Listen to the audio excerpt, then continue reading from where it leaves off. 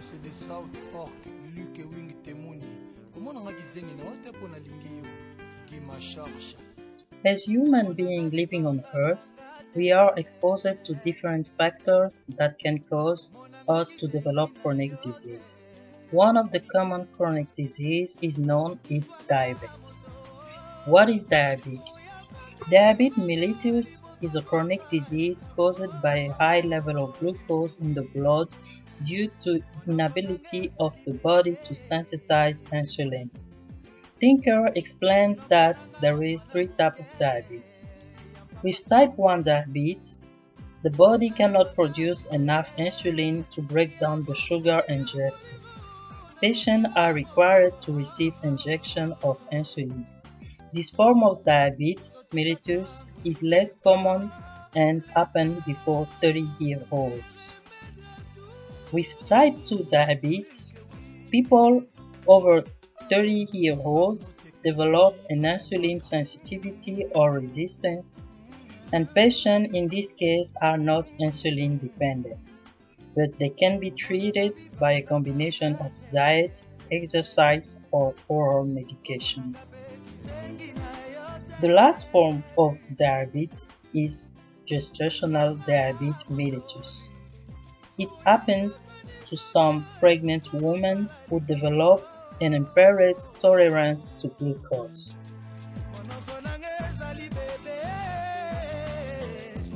According to the Center for Disease Control and Prevention 2014 statistics, 9.3% of the US population have diabetes. This is almost 29 million of people suffering from this chronic disease that is the 7th leading cause of death in America. Looking at the prevalence by ethnicity, Michels points out that the rate of Native Americans suffering from diabetes is 16.3%, almost the double of Caucasian, that is 8.7%, making diabetes the 4th leading cause of death for Native Americans. The Office of Minority Health estimates that in 2010, 18.2% of Native American men and 16.2% of Native American women have diabetes. Let's try to focus on why Native American women have a higher rate of diabetes compared to their counterpart Caucasian women. Sahota explains that genetics is a risk factor of diabetes for Native Americans because their body developed a thrifty gene in order to survive on harsh environments. Historically, Native Americans have been subject of conflicted relationships with white colons, and those conflicts end up with the removal of Native Americans from their land to a confinement in reservations. Mitchell believes that this history of discrimination and oppression, and also the transgenerational racism, play a more significant role in the development of diabetes than genetics. He also considered that socio-economic conditions such as high poverty and unemployment do not promote healthy style for Native American women living in reservation, increasing the risk of diabetes. This is also the point of view of Amparo and colleagues, who believe that higher rate of poverty among Native American women is a factor of higher rate of chronic condition, including diabetes. The improvement of economic status of Native American women could help lower or eliminate the disparity in their health. Sex is considered as a risk factor for diabetes because, as Tanzer Iglesias points out, women are different from men because they can develop gestational diabetes. The likelihood of women to develop high level of stress and to suffer from depression increase the risk of developing gestational diabetes during pregnancy. Oster and his colleague explained that the risk development of gestational diabetes is high in First Nation women, and this increases the risk of developing type 2 diabetes after pregnancy.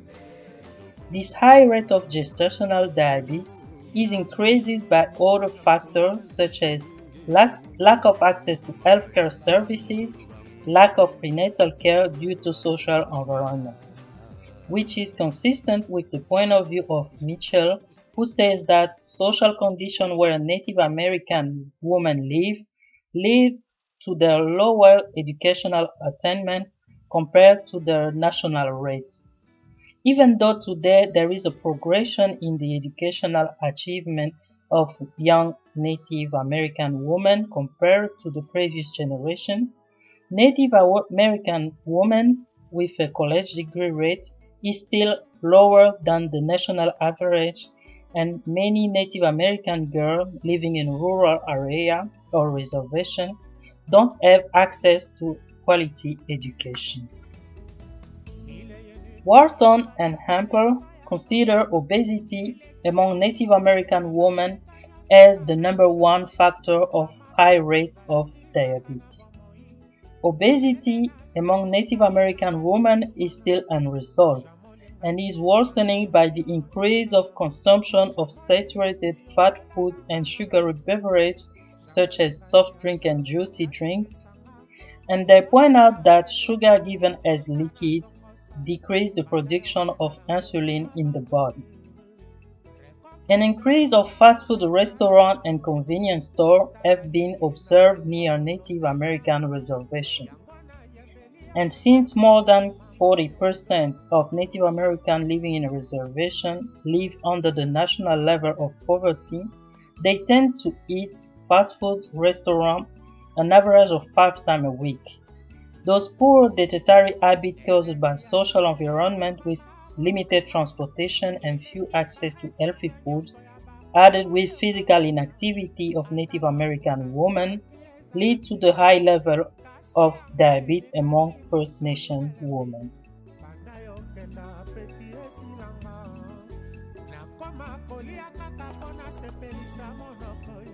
From the previous literature, here is a diagram of biological, psychological, and socio-economical determinants of diabetes in First Nation women. For social workers, the Costa recommends that social workers should be knowledgeable about diabetes. They should have the ability to work with individuals suffering from diabetes, but also with family who can help assist and support the patient. Social workers can help by providing supporting counseling to patients and their families.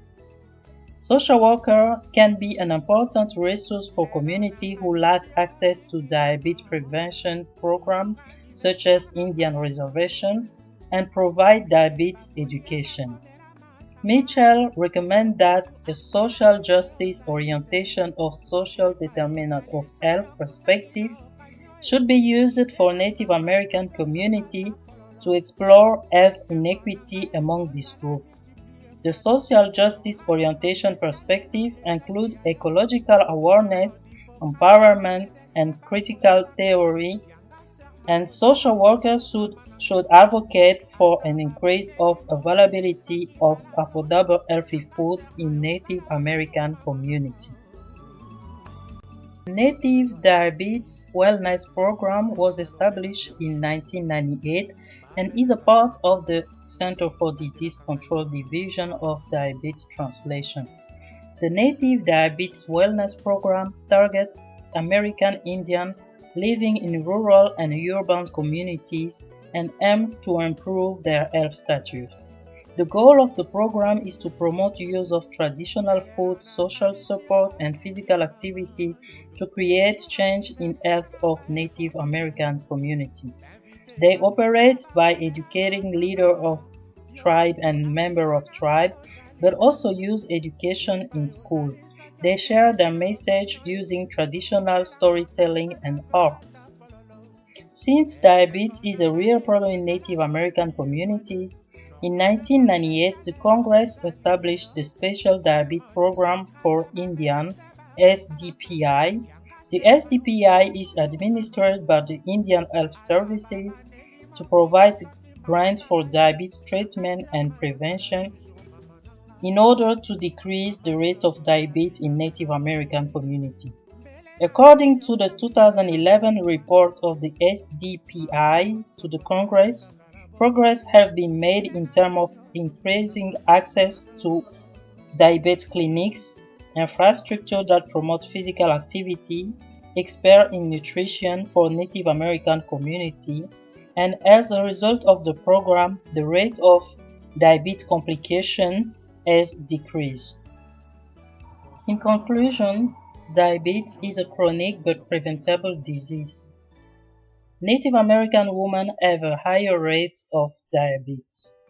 There is three types of diabetes: type 1 diabetes, type 2 diabetes, and gestational diabetes. There is a variety of factors that can lead to diabetes, including genetics, history of operation, poverty, lack of education, obesity, pregnancy, and physical inactivity.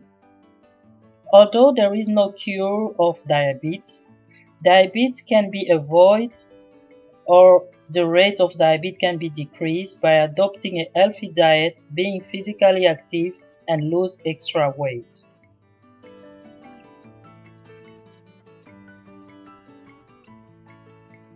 Nakendaki mobembo nazongi na mboka nakomi suka mboka namoni moninga likolo lokole kobeta bato maboko likolo esengo. Nakendaki mobembo nazongi na mboka nakomi suka mboka namoni moninga likolo mbonda ekobeta bato maboko likolo sango ya mbota